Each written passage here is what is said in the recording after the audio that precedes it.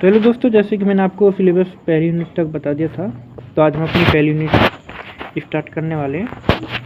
तो लेक्चर 1 में मैं आपको बता देता हूँ एल्केन का सामान्य सूत्र क्या होता है। CnH2n+2। ठीक है, ये कोई अभी मैंने कुछ खास नहीं बताया। C मतलब कार्बन, H मतलब हाइड्रोजन। ठीक है, तो CnH2n+2। n यहाँ पर कोई भी आपकी वैल्यू हो सकती है, 1 2 3 4। ठीक है, इसका मतलब समझिएगा, इसका मतलब क्या है, n की जगह 1 रख के देखिएगा। तो C तो हो गया यहाँ पे 1, H हो गया यहाँ पे 2 इंटू 1 इंटू मतलब मल्टीप्लाई गुना 2, ये हो गया CH 2 1 2 2 4 4। ठीक है, तो ये इसका फॉर्मूला निकल के आ गया। अब ये कोई एक एल्केन यौगिक है, इसका नाम है मेथेन। क्या है इसका नाम? मेथेन। ठीक है दोस्तों, इसी तरह अगर हम n की जगह 2 रख के देखें तो वो क्या होगा, C2H2 इंटू 2+2। देखिएगा, इनकी गुना करके लिखिएगा C2H6। ठीक है ना दोस्तों, ये जो लिखे हैं ना, इनका मतलब क्या है, कार्बन के 2 एटम होंगे, हाइड्रोजन के 6 एटम होंगे। ठीक है, तो ये हमारा एथेन बन गया, पहले मेथेन बना था। अब तक कोई दिक्कत नहीं है, आपको ये याद कर लें। देखो, ये मैं हाईलाइट कर दे रहा हूँ, ये बहुत ही ज़्यादा इम्पोर्टेंट चीज़ है। ज़्यादा नहीं, आप लोग बस 8 तक याद कर लीजिएगा। जैसे 1 को बोलते हैं मैथ, 2 को बोलते हैं ऐथ, 3 को बोलते हैं प्रॉप, 4 को बोलते हैं ब्यूट, 5 को बोलते हैं पेंट, 6 को बोलते हैं हेक्स, 7 को बोलते हैं हेप्ट, 8 को बोलते हैं ऑक्ट, 9 को बोलते हैं नॉन, 10 को बोलते हैं डाइट। तो आप 8 तक याद कर लेना, ज़्यादा नहीं। ठीक है, ये वही है, जैसे अगर कार्बन 2 है तो एथ और पीछे से एन जोड़ देंगे। कार्बन 3 होते तो प्रोपेन बना देते, 4 होते तो ब्यूटेन बना देते। ठीक है, अब थोड़ा सा समझते हैं एल्केन में कार्बन परमाणु का वर्गीकरण। ठीक है दोस्तों, एल्केन में कार्बन परमाणु का वर्गीकरण मतलब क्लासिफिकेशन, अलग अलग बांटना। तो कैसे बांटा गया है जरा देखिएगा। 1 डिग्री कार्बन परमाणु, यानी कि इसको प्राथमिक कार्बन परमाणु बोलते हैं। अच्छे से एक्सप्लेन करूंगा मैं एग्जांपल के थ्रू, अभी सिर्फ आप देखिएगा। 2 डिग्री, 3 डिग्री, 4 डिग्री। ठीक है, ये कार्बन परमाणु है अलग अलग। तो इसके बाद क्या है, एक एग्जांपल लिया है मैंने। ठीक है, आपको एक बात बता दूं, कार्बन कितने बॉन्ड बना सकता है? 4 बॉन्ड बना सकता है, यानी कि ये 4 एटम के साथ जुड़ सकता है सिंगल बॉन्ड के थ्रू। ठीक है, तो यहाँ पर देखिएगा, कार्बन ने 4 बॉन्ड बनाए हैं, लेकिन 1 डिग्री किसे बोलेंगे? एक ऐसा कार्बन एटम जो सिर्फ एक ही कार्बन से जुड़ा हो। जैसे आप यहाँ पे देखिएगा, ये वाला C कितने C से जुड़ा है, अलग अलग कलर में मैंने कर दिया है, तो ये एक ही C से जुड़ा है। ठीक है, तो इसको क्या बोलेंगे? 1 डिग्री। ये भी एक से जुड़ा है, ये भी 1 डिग्री होगा। ये भी एक से जुड़ा है, इधर ही तो जुड़ा है ये, तो ये 1 डिग्री होगा। ये भी 1 डिग्री है, ये भी 1 डिग्री है। ठीक है दोस्तों, अब देखते हैं हम ग्रीन से 2 डिग्री यानी कि 2 डिग्री का। तो यहाँ पे देखिएगा, ऐसा कार्बन ढूंढेगा, ये देखिएगा, ये 1 से जुड़ा है, इसको तो पता है, ये 4 से जुड़ा है, ये कैसे जुड़ा है, ये 2 से जुड़ा है, तो इसको क्या बोलेंगे? 2 डिग्री कार्बन एटम या द्वितीयक कार्बन परमाणु। अब देखिएगा, अब 3 डिग्री, ये तो 4 से, ये कितने से जुड़ा है? 1 कार्बन, 2 कार्बन, 3 कार्बन, तो 3 से जुड़ा, ऊपर तो हाइड्रोजन है, तो इसको क्या बोलेंगे? 3 डिग्री। और अब बचा 4 डिग्री। 4 डिग्री के लिए देखिएगा, इस वाले को देखो, 1 कार्बन, 2 कार्बन, 3 कार्बन, 4 कार्बन, तो ये कैसा है? 4 डिग्री। मैंने अलग अलग कलर में कर दिया, समझ में आ जाएगा। ठीक है दोस्तों, यहाँ तक तो समझ में आ गया किस तरीके से बांटा गया है। कार्बन परमाणु, प्राथमिक कार्बन परमाणु 1 डिग्री वाले हो गए, 2 डिग्री के द्वितीयक, 3 डिग्री के तृतीयक या 4 डिग्री के चतुर्थ कार्बन परमाणु। ठीक है दोस्तों, एल्केनों के निर्माण के सामान्य तरीके, सामान्य मेथड, यानी कि एल्केनों के निर्माण के सामान्य मेथड, इनके बारे में देखिएगा। असंतृप्त हाइड्रोकार्बन के हाइड्रोजनीकरण से, यहाँ देखिएगा मेन चीज़ तो ये है दोस्तों, यहाँ पे जो भी मैं बताऊँ वो काफ़ी इम्पोर्टेंट है, उसको समझना आगे काम आएगा। यहाँ पर 2 नए शब्द आए हैं, असंतृप्त हाइड्रोकार्बन और हाइड्रोजनीकरण। इन दोनों का अर्थ समझ लीजिए। सारी आफत खत्म। असंतृप्त मैं तुमको समझाना चाहूँ, जहाँ पर सी और सी के बीच में डबल या ट्रिपल, कम से कम एक डबल या एक ट्रिपल बॉन्ड हो, वो असंतृप्त कहलाएंगे, चाहे और सभी सिंगल बॉन्ड क्यों न हो जाए कार्बन कार्बन के बीच। तो अगर एक है, एक डबल है या एक ट्रिपल बॉन्ड है, तो ये असंतृप्त हो जाएंगे। ठीक है दोस्तों। तो इसी तरीके से हाइड्रोजनीकरण को देखिएगा। हाइड्रोजनीकरण क्या है? तो ठीक है दोस्तों, ये हेडिंग आपकी इम्पोर्टेंट हो जाएगी। इसमें ये ज़्यादा इम्पोर्टेंट है, इसमें हाइड्रोजनीकरण। इन चीज़ों को याद रखना। हाइड्रोजनीकरण बता दूँ, हाइड्रोजनीकरण का एक आप अर्थ समझिएगा, हाइड्रोजनीकरण यानी कि हाइड्रोजनीकरण। जैसे आप औद्योगिकरण के बारे में समझते हैं तो उसमें औद्योगिक क्षेत्र में ज़्यादा वृद्धि होती है, इसी तरह से हाइड्रोजन मतलब हाइड्रोजन में वृद्धि करना। ठीक है। तो असंतृप्त हाइड्रोकार्बन में हाइड्रोजन बढ़ाना। ठीक है। तो असंतृप्त हाइड्रोकार्बनों के साथ हाइड्रोजन गैस जैसे निकिल यानी कि हाइड्रोजन गैस की निकिल जैसे उत्प्रेरक की उपस्थिति में क्रिया कराकर एल्केन को प्राप्त किया जाता है, एल्केन का निर्माण किया जाता है। ठीक है। ये असंतृप्त हाइड्रोकार्बन है, मैंने बताया था अभी, जहाँ पर कम से कम एक डबल बॉन्ड हो। ठीक है।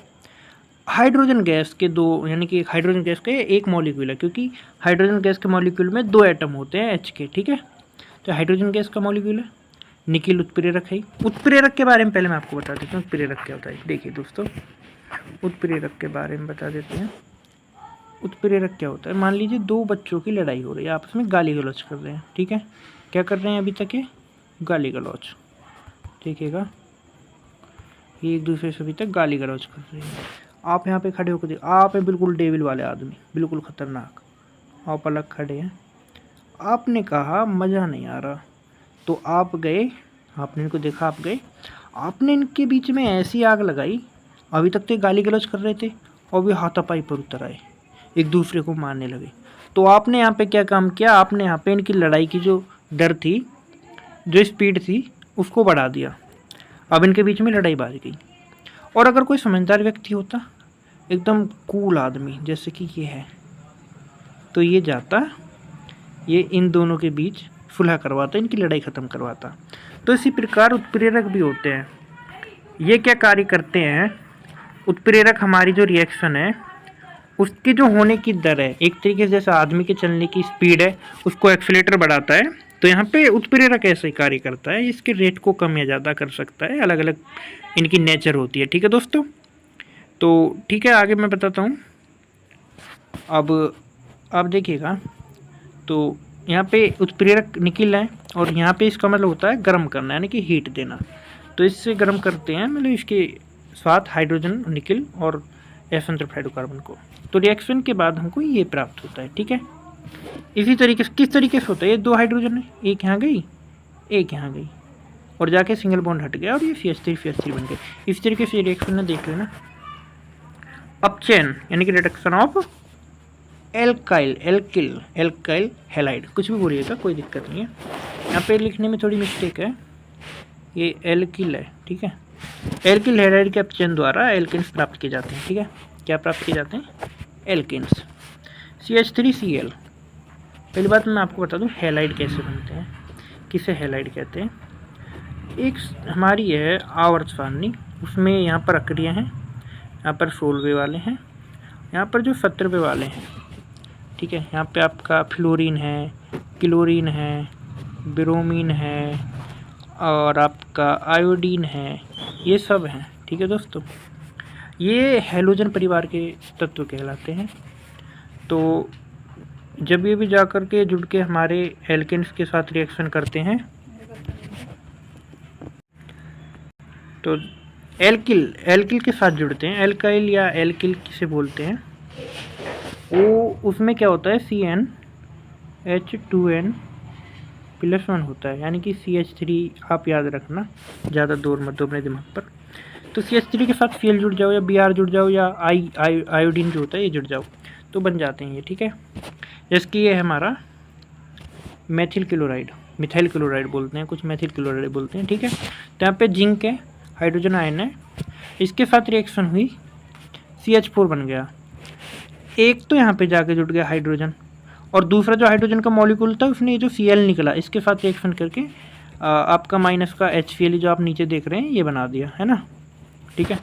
इसी तरीके से यह है, इसमें Br को हटाया H ने और नीचे HBr निकल गया। यहाँ पर एक और मिस्टेक दिखी है मुझे, मिस्टेक क्या है, ये यहाँ पर Br नहीं हो करके ये CH3 होगा, ठीक है दोस्तों, कर लेना इसको, CH3 CH2 CH2 CH3, ठीक है।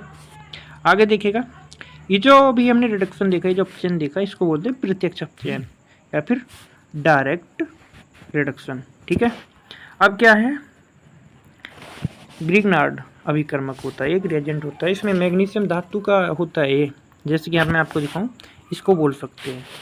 तो RX तो हमारा वही है एल्काइल हैलाइड, और Mg मैग्नीशियम में ड्राई ईथर की उपस्थिति में कराई तो RMgX आपस में जुड़ गए।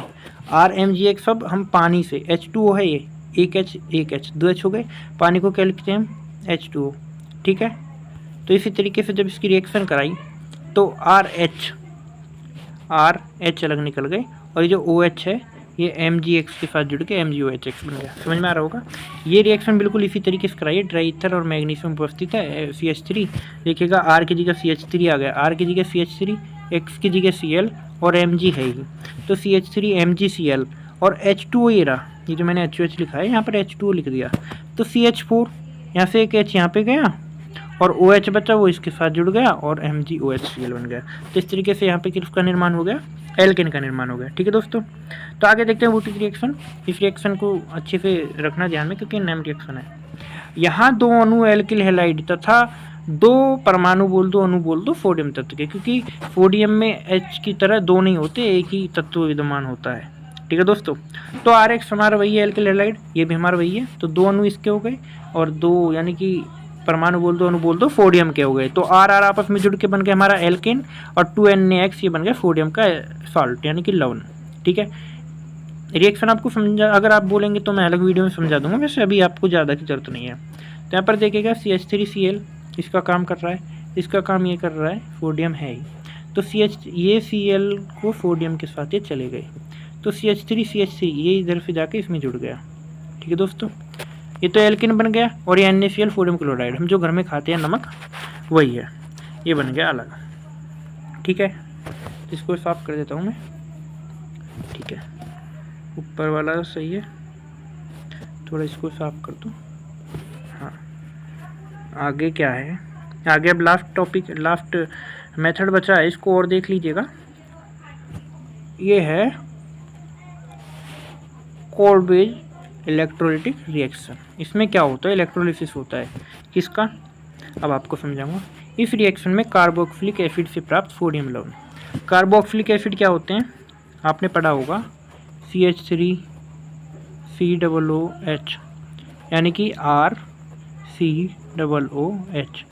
जब इसके हम NaCl से रिएक्शन कराते हैं, समझा दूँ अलग, थोड़ा सा अच्छे से समझा देता हूँ। देखो NaCl प्लस के CH3, R वाला ले लेते हैं, कोई दिक्कत थोड़ी है, अब तो CH3 को R बोलते हैं, ऐसा समझ लो, RCOOH। तो क्या होगा, HCl जाएगा और NaRCOO हो जाएगा, तो ये क्या बन जाएगा, RCOONA बन गया, ठीक है दोस्तों। अब RCOONA है, इसके हमने दो मॉलिक्यूल ले लिए, सोडियम का एसिड साल्ट है, ये तो सोडियम का साल्ट है, ठीक है। दो मॉलिक्यूल हमने H2 के ले लिए, तो हमारे RR अलग हो जाएंगे, RR एल्केन बन गया, NaOH इसमें से निकल जाएगा, NaOH 2NaOH बन गया, हाइड्रोजन गैस बन गया और CO2। इसकी जो रिएक्शन है इसको हम अच्छे से इसकी क्रियाविधि को देख लेंगे। तो इसकी जो कार्यविधि है मैं आपको अलग समझा देता हूँ। ये इसको थोड़ा सा मिटा दूँ पहले, RCOONA, ठीक है, इसका आयनीकरण कराना है, तो देखिएगा Na अलग हो जाएगा और ये ज़्यादा इलेक्ट्रोनेगेटिव है तो इसमें इलेक्ट्रॉन चला जाएगा, तो ये RCOO पे नेगेटिव आ गया, सोडियम पे कुछ नहीं आया, ठीक है।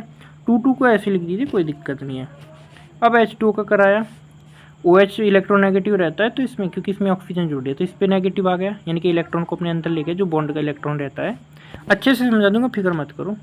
और इस पर पॉजिटिव आयन आ गए। ठीक है दोस्तों, अब क्या होगा देखो, ये जो हैं ये तो अलग निकल गए। देखो आपको इतनी रिएक्शन लिखनी है, ये तो क्रियाविधि में अलग से आपको समझाने के लिए समझा रहा हूँ।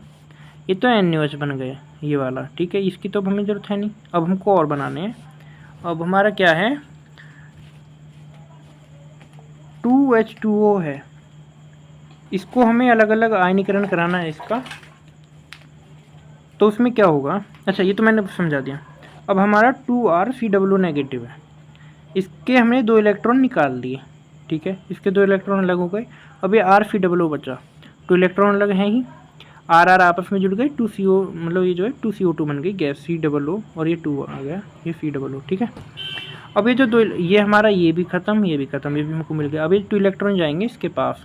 ठीक है, अब ये इसको जब आपस में जोड़ेंगे, इलेक्ट्रॉन हाइड्रोजन के अंदर जाएंगे तो जो पॉजिटिव आयन है ख़त्म हो जाएंगे, इसके 2 इलेक्ट्रॉन है, 2 पॉजिटिव आयन होंगे, क्योंकि H+ है ना, 2 आयन हो गए ना, ये 2 नेगेटिव से ख़त्म, और हाइड्रोजन का मॉलिक्यूल बन गया।